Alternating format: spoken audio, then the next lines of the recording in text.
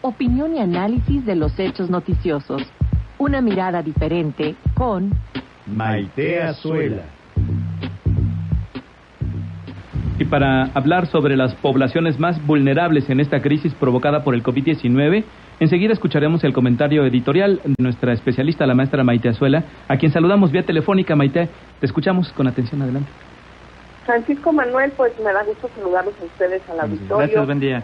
Yo ya aquí desde casa, no sé si ustedes siguen todavía asistiendo al estudio, pero justamente daban la introducción de cómo entrando a la fase 2, algunas de las de los cambios que se realizarán seguramente es que la mayoría de las ciudadanas y ciudadanos tendremos que estar en casa el mayor tiempo posible. Como ya lo indicaban, esto no va a ser fácil para muchos mexicanos que viven al día, que están en pobreza extrema.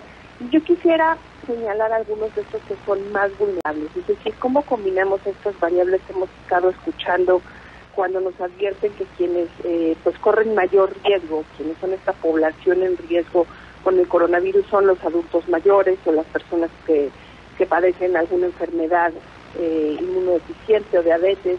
Y me dio la tarea de revisar un poquito de números que a veces en radio es difícil escuchar, pero intentaré traducirlo para que nuestra audiencia lo entienda de manera sencilla.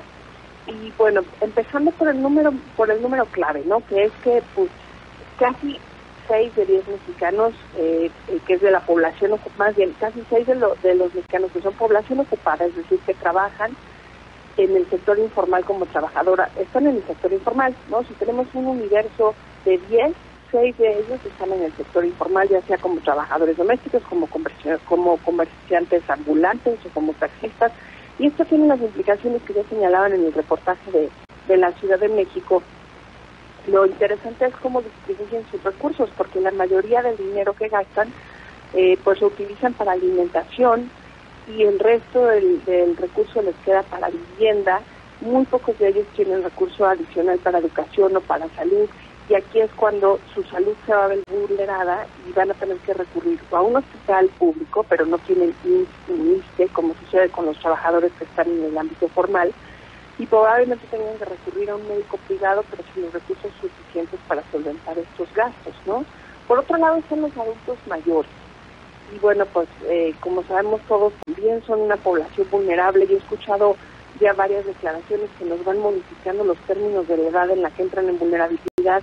A principios de la crisis se escuchaba que a partir de los 80 años eran los adultos mayores que tenían pues más probabilidad de que el coronavirus los atacara de forma que no pudieran recuperarse, pero desafortunadamente la edad ha bajado, y en México también resulta que está cruzado el número de los adultos mayores con el de la pobreza, de manera que tenemos a una gran población de adultos mayores que no cuenta con los recursos para poder salir adelante y que también viven al día.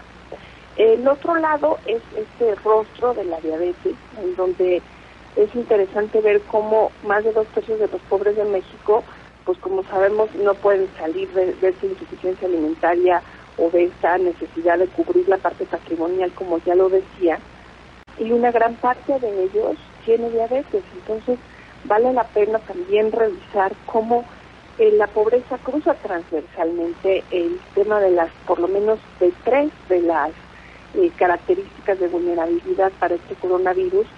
Y ahora que afortunadamente estamos ya dando algunas de las medidas que nos van a permitir contener el contagio, pues sí habría que pensar en otras de compensación económica. Entiendo que el Congreso ya tiene apartado un presupuesto que, bueno, se adquirió bajo endeudamiento. Eso seguramente nos va a causar algún problema económico en el futuro, ya sea en el mediano o en el largo plazo, pero bueno, por lo pronto a resolver en este tema cómo esta compensación económica tiene que llegar a estos sectores específicamente, porque a veces se apartan bolsas, esas bolsas tardan mucho en salir, cuando salen ya no han contenido el problema o no han llegado a los grupos específicos que los requieren. Yo quisiera hacer un llamado justamente a que atendamos este cruce entre pobreza y vulnerabilidad con estas características específicas de quienes van a padecer el coronavirus con mayores riesgos, y pues invitar a nuestros gobiernos, sobre todo a los ciudadanos, a que estemos pendientes de que estas compensaciones sí lleguen a quienes más las van a recibir. Con esto concluiría mi columna de hoy y espero que nos escuchemos el próximo martes.